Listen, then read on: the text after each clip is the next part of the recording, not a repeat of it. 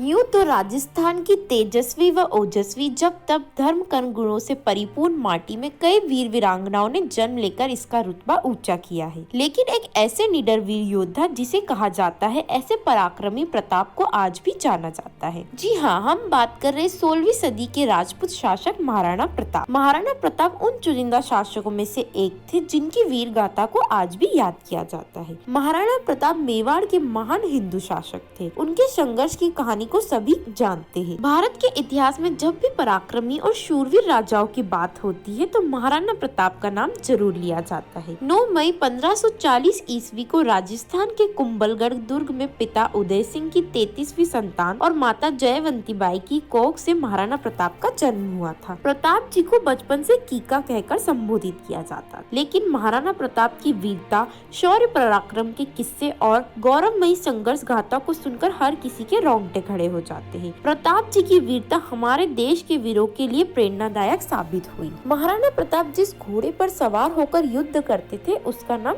चेतक था। चेतक को वफादारी की मिसाल से जाना जाता था। चेतक बहादुर और फुर्तीली अफगानी नस्ल का घोड़ा था। इसने अंतिम समय में जब महाराणा प्रताप के पीछे मुगल सेना पड़ी थी तब अपनी पीठ पर लांघकर 26 फीट ऊंची छलांग लगाकर नाला पार कराया और वीर गति को प्राप्त हो गया। महाराणा प्रताप की पहली धर्मपत्नी का नाम अजबदे पुनवार था और अजबदे के अलावा भी 11 पत्नियां राणा प्रताप की थी। कहा जाता है प्रताप ने राजनीतिक कारणों से यह सभी शादियां की थी। महाराणा प्रताप के कुल 17 पुत्र थे, जिनमें से उनके बाद उनका पुत्र अमर सिंह गद्दी पर बैठा था। महाराणा प्रताप ने मुगल बादशाह अकबर के खिलाफ कई युद्ध लड़े, जिनमें हल्दी घाटी का युद्ध काफी प्रसिद्ध है। 18 जून 1576 को आमेर के राजा मान सिंह और आसफ खां के नेतृत्व में मुगल सेना और महाराणा प्रताप के बीच हल्दी घाटी का युद्ध हुआ। माना जाता है कि इस युद्ध में ना तो अकबर की जीत हो सकी और ना ही महाराणा प्रताप की हार। एक तरफ अकबर की विशालकाय साजो सामान से सुरक्षित सेना थी तो दूसरी ओर महाराणा प्रताप की जुझारू सैनिकों की फौज। अतः महाराणा प्रताप की मृत्यु अपनी राजधानी चावड़ में धनुष की डोर खींचने से उनकी आंत में लगने के कारण इलाज के बाद 57 वर्ष की उम्र में 29 जनवरी 1596 को हो गई।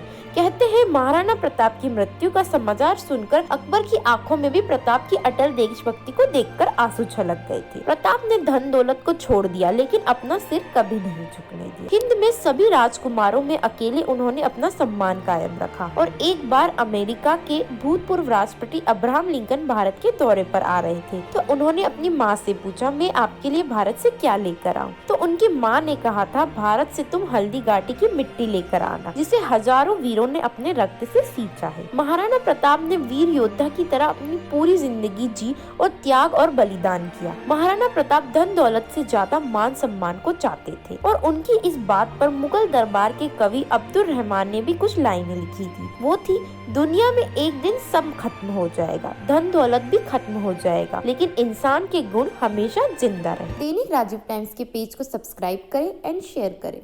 धन्यवाद।